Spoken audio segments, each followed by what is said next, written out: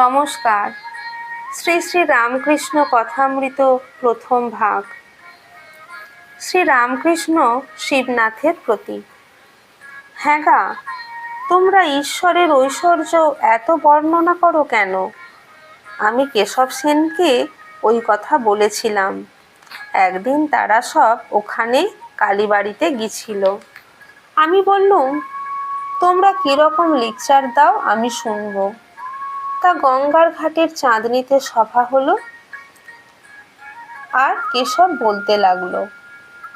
বেশ বললে, আমার ভাব হয়ে গেছিল। পরে কেশবকে আমি বললুম, তুমি এগুলো এত বলো কেন? হে ঈশ্বর, তুমি কি সুন্দর ফুল করিয়াছ, তুমি আকাশ করিয়াছ, তুমি তারা করিয়াছ, তুমি সমুদ্র করিয়াছ। এই সব যারা নিজে ঐশ্বর্য ভালোবাসে তারা ঈশ্বরের ঐশ্বর্য বর্ণনা করতে ভালোবাসে। যখন রাধাকান্তের গয়না চুরি গেল, সেজবাবু রাধাকান্তের মন্দিরে গিয়ে ঠাকুরকে বলতে লাগলো, ছি ঠাকুর, তুমি তোমার গয়না রক্ষা করতে পারলে না? আমি সেজবাবুকে বললাম, এ তোমার কি বুদ্ধি? স্বয়ং লক্ষ্মী যার দাসী পদসেবা করেন, তার কি ঐশ্বর্যের অভাব? এ গয়না তোমার পক্ষে ভারী একটা জিনিস, কিন্তু ঈশ্বরের পক্ষে কতগুলো মাটির ঢেলা।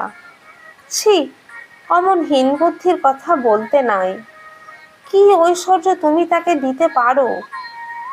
তাই বলি, যাকে নিয়ে আনন্দ হয় তাকেই লোকে চায়। তার বাড়ি কোথায়, কখানা বাড়ি, কটা বাগান, কত ধন জন, দাস দাসী, এসব খবরে কাজ কি? নরেন্দ্রকে যখন দেখি তখন আমি সব ভুলে যাই। তার কোথা বাড়ি, তার বাবা কি করে, কটি ভাই, এসব কথা একদিন ভুলেও জিজ্ঞাসা করি নাই। ঈশ্বরের মাধুর্য রসে ডুবে যাও। তার অনন্ত সৃষ্টি, অনন্ত ঐশ্বর্য, অত খবরে আমাদের কাজ কি? নমস্কার।